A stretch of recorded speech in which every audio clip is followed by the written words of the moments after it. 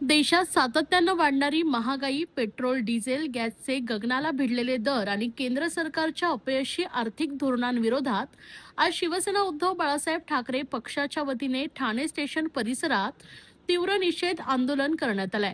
यावेळी संतप्त शिवसैनिकांनी केंद्र सरकार विरोधात जोरदार घोषणाबाजी करत परिसर दणाणून सोडलाय। जनता त्रस्त, मोदी परदेशी वारीत व्यस्त, रद्द करा रद्द करा, इंधन दरवाढ रद्द करा, ट्रम्प बोले मोदी डोले अशा घोषणा शिवसैनिकांनी दिल्यात।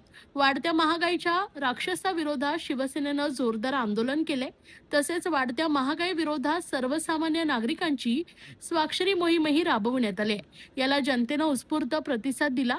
5 राज्यातील निवडणुकात हजारो लिटर इंधन भाजपनं मोटारीतून प्रचारासाठी वापरले। मोदींनी प्रचारासाठी विमानातून प्रवास केला। इंधनवाढ होऊ देणार नाही असे खोटे आश्वासन दिले। जागतिक स्थिती माहिती असतानाही मोदींनी इंधनाची पैशांची उधळपट्टी केली आणि निवडणुका आटपता जनतेला महागाईच्या खाईत लोटून परदेश दौऱ्यावर निघून गेले।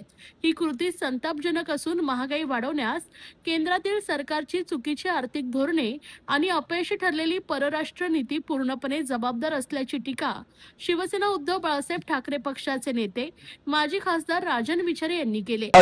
गेल्या 12 वर्षाच्या काळामध्ये आज तुम्ही बघितलं असेल कशा पद्धतीने या सरकारचं काम चालू आहे आणि तुम्ही बघितलं असेल कोरोनाचा काळ सुद्धा आठवा।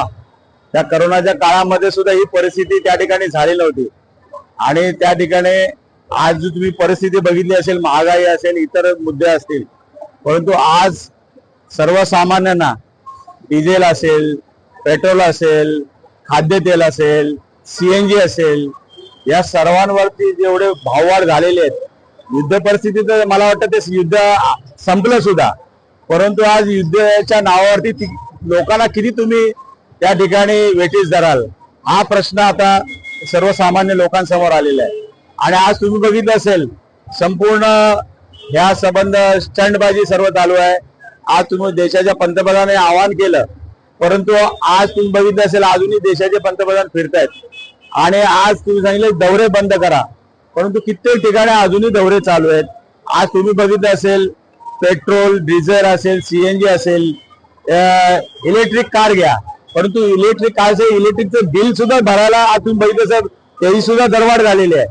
आज तुम्ही बघितलं असेल खऱ्या अर्थाने जर दिलासा द्यायचा असेल तर इन्कम टॅक्स, सर्वसामान्य माणूस जो इन्कम टॅक्स भरतो त्याच्यामध्ये तुम्ही सवलत द्या, जीएसटी चा रेट कमी करा। आज रेल्वेने जातात, आज रेल्वेच्या प्रवाशांचं ते तिकिटाचे दर कमी करा त्या ठिकाणी। अशा पद्धतीने जर वेगवेगळ्या पद्धतीने तुम्ही केलं, फक्त लोकांना उपदेश करून चालणार नाही।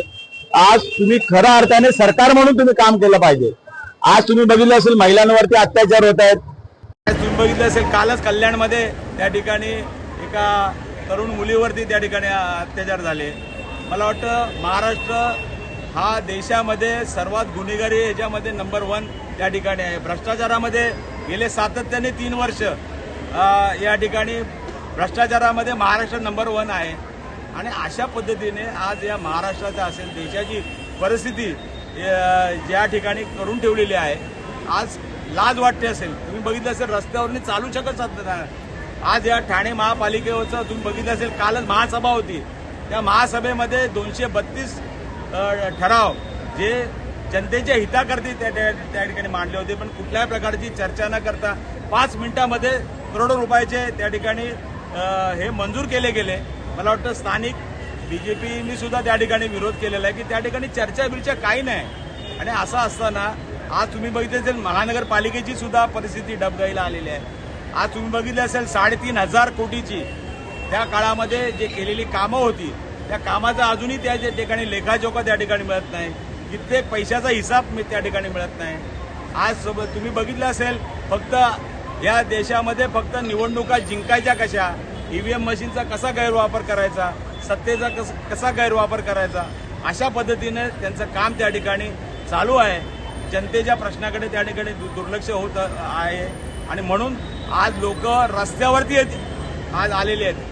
आणि तुम्ही बघितलं असेल कशा पद्धतीने या ठिकाणी कुठलाही हे न ठेवता आज तुम्ही बघितलं महिलांवरती अत्याचार, मुलांच्या शिक्षणाचा बट्ट्याबोळ झालेला आहे। आणि तुम्ही बघितलं असेल त्या ठिकाणी नीटची परीक्षा या महाराष्ट्रामधले सर्व त्या ठिकाणी या परीक्षेमध्ये जो काय ज्या पद्धतीने पेपर फुटले गेलेले आहेत, म्हणजे मुलांचं भवितव्य सुद्धा त्या ठिकाणी अंधारात ठेवलं. महिला असतील, मुलं असतील, या संबंध म्हणजे सर्वसामान्य नागरिक सुद्धा त्या ठिकाणी हवालदिल झालेला आहे.